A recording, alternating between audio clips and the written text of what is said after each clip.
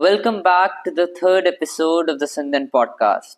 Today, we have something truly special and unfiltered on the spot conversation with one of the greatest cinematographers of our time, the man whose lens has given life to some of the most breathtaking visuals in Indian cinema, Mr. Anil Mehta.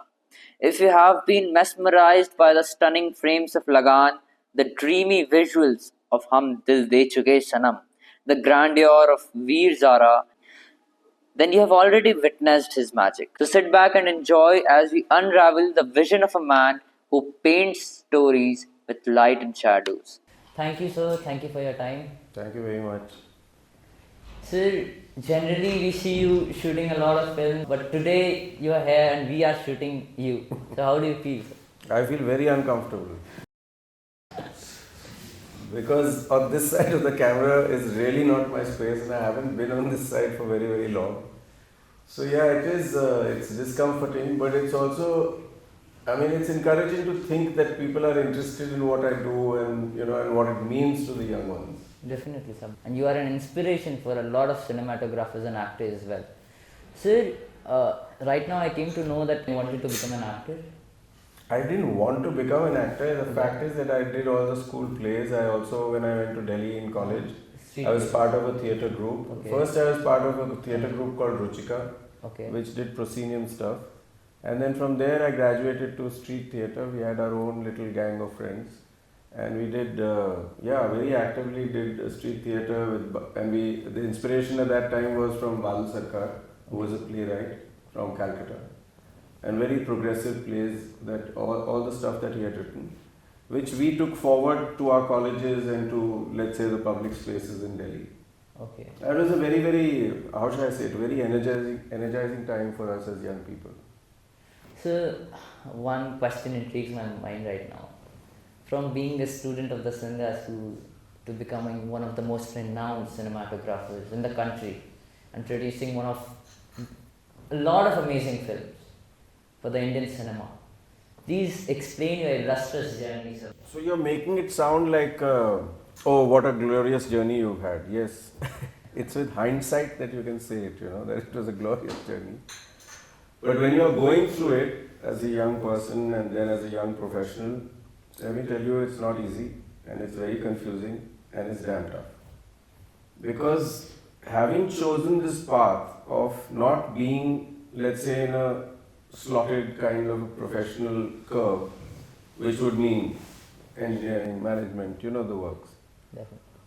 It was not easy. It was not easy for many, many reasons. One, that firstly, I was not coming from a family where I could afford to take these calls. We are a middle class family, and obviously the expectations of my parents were that I would become a professional and have a secure professional life. So when I said that I'm interested in theatre and when I said I'm interested in film, it was not an easy thing for my parents to digest to begin with. So at home there was lots of doubts, and I have to respect those doubts. It's not as if it was confrontation, and they never shut me down. They never said, no, you can't do it. I could see it on their faces, their anxiety, and they're basically coming from their care for me, right? Yeah. And at the same time, when that conversation went on, and I kind of said, I really feel today that I don't want to go into any of these conventional career paths. It was a hard decision for them and for me, and yet it was a very encouraging response that eventually I got from my mother, who told my father that, if he's so passionate about it, about what he's saying, then please let him do it. And then both of them, from there on, were very supportive. So then you go to film school. I decided to go the film school route, not straight away, plunge into the deep end, train myself, and then get into the field. So it's a very slow, painful learning curve. Okay. You're looking at it from the wrong perspective. This is the ground up perspective. And there is a lot of uncertainty in the profession, which actually stays with you. So to deal with all that and still maintain a sense of balance and commitment to the cause, in a sense. And commitment to the cause, I mean, is that the commitment that you have made to yourself, that I am going to follow this thing in a professional space, you have to give it everything you have. And when I say everything you have, it's not just the training as a cinematographer. Because the way I look at your life in the arts, or the way I look at life as a cinematographer, is that you bring all your life's experiences to bear on that work. Yeah. It's not just, okay, I went to office and I came back, and those lives then separate. It's like the life you lead informs the work you do, and vice versa. The work you do then informs the life you lead. So for me, that's the most interesting part of this space that I inhabit. It's not just, okay, I go there and turn the camera and I come back. So first getting into and understanding how films are made, then getting into doing shorter stuff, doing shorter films, even advertising. I spent a lot of years doing that. Everything kind of is refining your sensibility, is refining your, how should I say it, your aesthetic, is refining your preoccupations with the kind of stories you want to tell. It's also telling you about the environment in which you work, and that cultural matrix that outlines for you is then what you start interacting with. So, let's say from school, college onwards, when I was exposed to this really wide world of the films, it was for me also a lot to learn from. So when I engaged with advertising or when I engaged with mainstream Hindi film, it was a big education for me. And the best way to learn is to give yourself to it. So if you're talking about my illustrious work, I don't look at it like that. I look at it as life's learning. Definitely, sir. I think the Indian cinema is a glamorous stuff, but it's quite difficult. It's very difficult work. And glamour is what you see, but to make it glamorous is a lot of hard work in the back. Yeah. And I've now begun to see the value in it, and you can actually even see the mainstream, and what I call mainstream is popular cinema reaches out to a very, very wide audience. Yeah. So you have to be very, very careful about what you say. So if in my small way, if I've managed to bring even some small amount of sophistication to the kind of images that we make for popular consumption, then I feel I've done my job. It's a very tricky balance. So it's not just glamour, because with it you're also telling the narrative, right? You're telling the story. And that story's spirit is captured by all the elements that go into a film, which includes cinematography, sound design, editing, all these things, production design. And everybody is informing that process bit by bit by bit. Definitely, we say Atmasamarpan and you did it. Sir Scindia school का क्या योगदान है? मैं पूछना चाहूँगा कि आप आज इतने बड़े सिनेमाटोग्राफर बने, तो sir what impact has it created on your life, the education of the Scindia school? एक तो coming from a sheltered home, coming from being in a very close-knit nuclear family with lots of basically lots of love and protection. Initially my feeling was that I was thrown in at the deep end. जाओ भाई वो swimming pool है, जाके swimming करो, not कि भाई swimming सिखाना है and all that. So I got that feeling in the first couple of weeks in residential school, which is India, of course. And the space itself was so awing for me, it was so daunting for me in the beginning. But now with this hindsight, I can say that everything that I became because of the school. It was not just, that being here and interacting with this wide range of human beings, which are your co-students, that teaches you. And we also, now when I look back and I walk through the classrooms, I realized I knew all the classrooms by the teachers that taught in them. And even if I didn't attend their classes, I knew of that impact that they had on me. For example, if I didn't study geography, I knew Mr. Mukherjee's value, and I knew his manner and whatever he did on campus, how it impacted me. So like that, whether it was Hindi literature, English literature, whether it was, and I was a science student, so that's the more obvious part, maths and physics. But the rest of it, all the ambience, all the learning, that literally learning by osmosis, for me that was the really treasured part of being in school. And that goes without saying, that your formative years are the crux. Yeah. So if my schooling years made me who I am, then there's no other person to blame. except the school. Now switching the gears up. सिर्फ Scindia school का सबसे funny कोई moment जो आपको याद है? Very Funny मतलब funny तो नहीं था, but I'm saying it's all pretty joyous stuff only. Because you're always short on. Firstly, you don't like the food that's repetitive, and every day you have to go into that mess and eat the same food. So everybody is cribbing and complaining about it. Then there's that little miserly tuck shop where you can buy this, that, and the other, and that's it. So we had some good friends, and I can't name them now, but guys who had little more influence and who would call their parents, and parents would send tuck to them on the side. Then it was a big event to plan. कि आज रात को कौन सी Dom में lights out के बाद कैसे मिलना है, all that word would go around. So I remember with a friend of mine, we used to get pre-packaged bhel from Bombay, and they were all in cartons, and we would sit with a bed sheet, two beds joined, and make a circle around it, and all the cartons would open up. Carton meaning little cardboard boxes, and then everybody trying to make their own little bhel combination post 10 p.m. when prep was over and lights out was announced. So yeah, those were fun days. So you went to what cinema? Down the fort. Yeah. I was not a great athlete, so Okay. I didn't risk that. Yeah, there was a breach in the wall behind, I think Jivaji or something, which a lot of guys I knew went down. But I was, I didn't go that far. So yeah, cinema came to my life a little later. Okay. So, what inspired you to become a cinematographer? I think, like I said, it's not so much a very conscious thing. It's like what you get exposed to. So, like I said about school, it widened my horizons, and when I went to college in Delhi, it really opened up the possibilities. Because here already with Sai Saab, who was the principal and an excellent teacher of English literature, he introduced us not just to English plays and English writing and English literature, which I was a part of. I remember doing a Sanskrit play with him. I mean, it's that unusual for Sai Saab to direct a play called Nrichkatikam. Okay. So if you have been exposed to or brought in a nice way to all these experiences, obviously your mind is now thinking about not just your maths paper.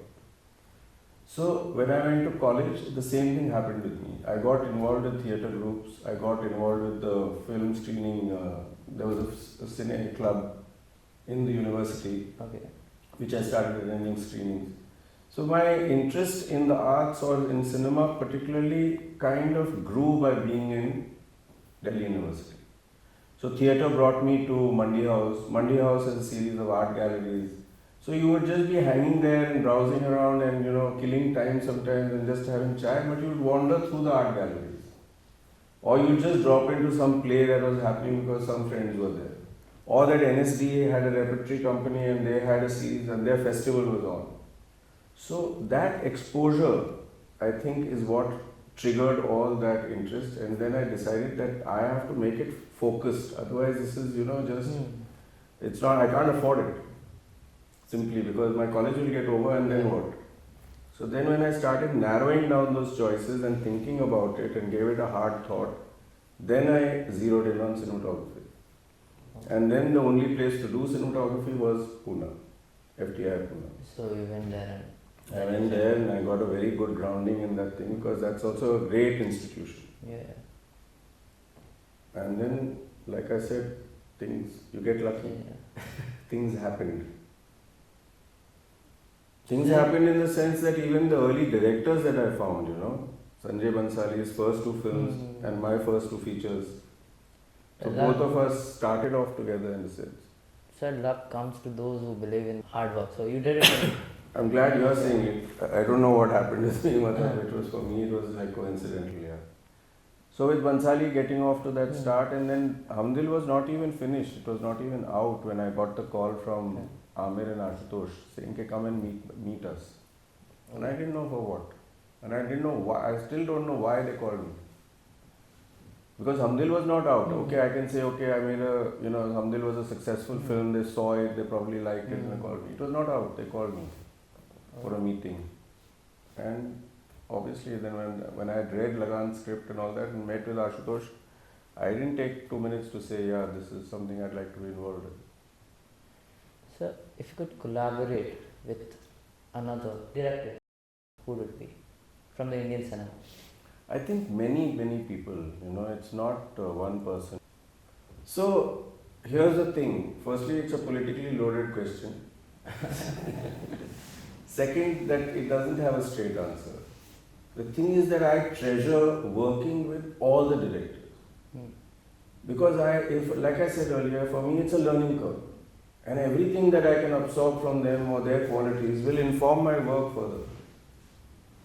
So here's the thing, like I said with Sanjay, I did the initial 2 films which are both debuts. Then I did with Ashutosh and he with Lagan. It was like a debut for Lagan. Ashutosh had done stuff before. But for him this time, this film was very special, like a first. Okay. For Amir was producing for the first time. So debut. Then I worked with another debut director on Satya. Okay. And then I got a call from Yash Chopra. So I was doing films with first time directors and then I get a call from Yash Chopra is directing and he wants you to shoot a film with him. So Kanwana is again a debut director, Nikhil Advani. So like that. So the learning with so when I say debut, then these are guys who are like your equals, right? And then suddenly the veteran calls you. And that was a blast. I mean, I had a blast shooting with him. Because he's a great guy. Definitely. I mean, he was way my senior. But when I can say great guy about Yash Chopra, that means we had a great time. So you learned a lot from him. Yeah. Any such lesson you want to recount right now? He said that when we go on a film shoot, it should feel like a picnic. Now, what better joy can you bring to a crew by... So it's not about the heavier stuff, Sometimes it's about these little things in life. And then, of course, after that, it was Imtiaz. Imtiaz is also from the same college in Delhi University, of course, much younger. And with Imtiaz, I did Rockstar and Highway. Those were like great journeys. So you're asking me to name one, now I've named 6. Really 6 political great answer journeys. as well, sir. No, but they're all great journeys. I mean, I can't put it any other way. It's fine. So, अगर आपको अपने ऊपर एक film बनानी होगी, तो उसका title क्या होता सर? And उसका how the title? story go like? ये चीज़ देखो, एक तो मैं लेखक नहीं हूँ, तो I don't want to contemplate on what the title of the film would be. But it's just that if I direct a film, I have to be very sensitive to the fact that that narrative should be about the times that we live in and should address the problems that we are facing. So I don't want to just be a film director for the sake of being a film director, which is why I've also stepped back and not accepted. A couple of times I've been asked to direct, but I said, okay, let me think about it. So it's a more serious choice than going out and filming and shooting for someone. But any title, I assume. No, you throw some titles at me because that's what I'll do then. I'll be asking a writer of. It's too out of the blue for me because see, in film it has to be from context. It's from your life, okay? So, my life. You wanna create. If you wanna create a film on your own life, so what would be the title? क्या बोलते हैं? Accidental portrait of a young man. Yeah, something like that. Or chronicle of a death foretold. And how will be the ending of the film? Ending will be this. कि भाई अभी बहुत हो गया. Now it's time to go to the wildlife reserves and just watch the tigers. Because it's very exhausting work, working in films. So now you want. I'm actually at that stage where now I think it's time to hang up my boots. So now we are. मतलब अब हम Anil Mehta sir के नहीं ऐसा मत, don't wish that. No, I don't wish that. You're saying. No, I'll hope to do some more work, but yeah, you reach a stage where you feel that. And here's the other thing: there's a whole bunch of new people. There's generations that have come after me, and they are doing very, very good work. Work I look up to, and work I like to watch. So those things are inspiring, and I say, okay, this is the time to, let's say that, let them take over. Like very recently I'm coming out of watching Patal Lok. Okay. And Avinash is a friend of mine. In fact, Avinash in his early days when he had finished from film school started by assisting me. Okay. And then now he's become a very successful director. So everything that he's made I like. I enjoy his films and I enjoy his work. So what I can conclude from this conversation is that you kept a very positive attitude whole your life. If you say so. But here's the thing. What other way there is to negotiate life? That's the only way to negotiate life, right? If you keep a positive attitude. Definitely, sir. Sir, any suggestions for budding cinematographers, actors who want to get into the Indian cinema, which feels like a glamorous thing, but we know the reality. So I'm saying that I would encourage people to enter this field because it's a very how should I say it? It reaches out in a very big way and it affects a lot of people's lives in small invisible ways. So so by all means invest, but it's going to be a hard ride. It's going to be tough. And if you're made of that kind of stuff, then by all means go out and do it. Because the country also needs a conscience at work, right? Definitely. Thank you, sir. Thank you for very your time much. and कभी अलविदा ना कहना. तो मैं तो अभी आ गया हूँ स्कूल तो फिर अभी आते रहना पड़ेगा. Thank you, sir. Thank Thank you you very for your much. time, Thank sir. you. Thank you.